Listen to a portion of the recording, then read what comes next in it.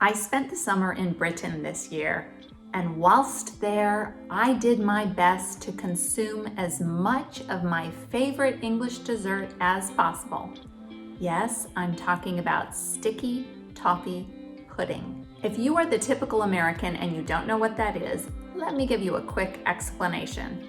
Sticky toffee pudding is a delicious dessert that is quite popular in England, and it's kind of this rich, cakey-like pudding, and I mean pudding in the British sense, dessert. It's made with brown sugar and dates and other sweet, dark, yummy ingredients that make this delicious dessert that then is topped with ice cream or sometimes cream, and then a sticky toffee sauce. And when it's served right, you get kind of a moat of that sticky toffee sauce around the piece of pudding. This delicious creation is a standard dessert offered in pubs or upscale and downscale restaurants all throughout Britain. Back in May, I declared this year the summer of the STP, and my plan was to cram as many of these delicious puddings into my cake hole as I could during the course of the summer. So every time we went to a pub or restaurant and they had sticky toffee pudding on the menu, we ordered it. No, I didn't buy them at grocery stores because I wanted fresh made delicious STP. And no, I didn't try making them in my flat in Cheltenham because I didn't want the temptation of a whole batch of STP sitting in my kitchen. Instead, we ordered them from restaurants wherever we went, and as promised, today's video is a parade of the 9 sticky toffee puddings I consumed over the course of the summer. And be sure to stay to the end to see which puddings achieve top tier status. Also, please let me know where you've had your favorite sticky toffee pudding down in the comments below, because who knows, I'm coming back to Britain next summer, and the following, so I just might go to that place and try it out. So let's review all the sticky toffee puddings that we ate this summer in chronological order. Starting with a pub called the Turks Head in Rothbury, Northumberland. This was the first STP of 2021, and it was also the most unusual I had all summer, because it really didn't seem like a sticky toffee pudding at all, more like a treacle pudding. No toffee sauce was served with it, only cream. Whilst my pudding was a bit disappointing, the town of Rothbury was lovely, so check out the vlog of that if you haven't seen it already. Next up is the Blackbird in Pontyland, Northumberland.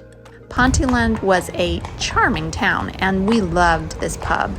The Blackbird has been an alehouse since 1397, and along the way, they've learned how to make a scrummy STP. This gorgeous pudding was served with a moat of butterscotch sauce, a big scoop of vanilla ice cream, and honeycomb on top. Next up is a pudding in our home away from home of Cheltenham, at a pub called Harry Cook. We were there to watch England play in the Euro 2020 semi-finals. It was a boisterous night that I documented in my short video from July called It's Coming Home. Unfortunately, the final game didn't go as well as the semifinals, but that night we enjoyed some pub grub and finished the meal with a respectable chunk of STP sitting in a big pool of toffee sauce with some cool ice cream. Then we enjoyed a fine dining version of STP at an amazing restaurant also in Cheltenham called Muse. Be sure you are subscribed and click that bell because our trip to Muse, as well as other restaurants in Cheltenham and the Cotswolds, will be coming in videos soon, and you won't want to miss them. This rich STP was served with a dark toffee sauce, fresh strawberries, salted caramel ice cream, and a dusting of cocoa powder. Our next STP was in Bristol. Tune into my next video to see why we were visiting Bristol and who we were there to meet. And don't miss my Bristol vlog, which I'll probably publish early next year. It has some gorgeous views you don't want to miss of the historic city of Bristol. But back to the dessert. We ate at a Brazilian restaurant called Las Iguanas. The STP was very different. The menu promised me a warm banana sticky toffee pudding with toffee sauce, a fried plantain, which I was really excited about, and vanilla ice cream. What I received, however, was a thin piece of pudding that tasted like a banana cake, a meager amount of toffee sauce, and absolutely no fried plantain. Spoiler, this was not my favorite STP of the year. Next, we visited a restaurant in an amazing location, Egypt Mill, an old mill in Nailsworth. We visited Nailsworth to share a fun glimpse at one of the properties we almost bought before we ended up in Cheltenham. Watch for that video next year as well. This STP had a caramelized banana, which actually did make it onto the dish this time, as well as a rich toffee sauce, fresh raspberries, and honeycomb ice cream. The charming wee village of Colne St. Aldwyn's was where we visited the New Inn to have a sticky toffee pudding with butterscotch sauce and Cotswold cream ice cream. It was a great pub and a delicious dessert. At the Green Dragon, a delightful old pub in another tiny village in the Cotswolds, was where we did a pudding challenge between the sticky toffee pudding and another delicious sounding dessert.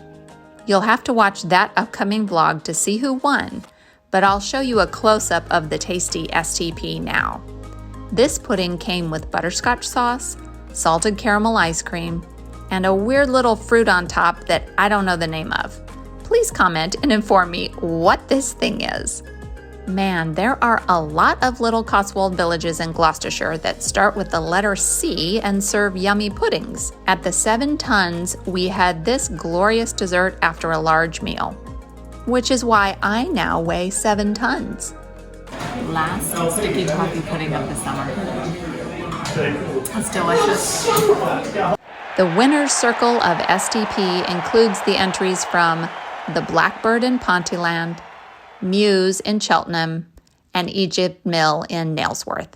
After seeing some of my Instagram posts about sticky toffee pudding, a foodie friend of mine named Meredith, who had never heard of it before, commented and said, "I need STP in my life." To which I responded, yes you do. And I promised to make her some when I got back to Texas. So we are back in Texas now, and last week, I, for the first time, made sticky toffee pudding my own bad self, right here in my kitchen in Texas. And I think it was a moderate success. I wouldn't give it 5 stars because, as you can see from the photo, it didn't have a huge moat of toffee sauce because the recipe, I would fault it for just not making enough sauce. But the pudding still tasted good. Ian thought it was delicious. And Meredith was so enamored with it.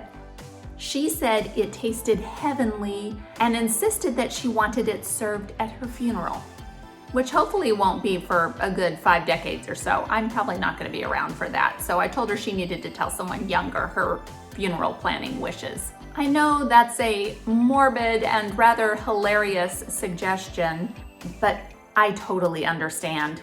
And Mare, that's why we're friends.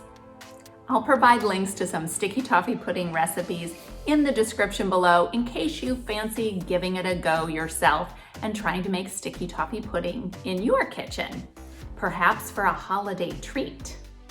Thanks so much for watching, and do something good in the world today.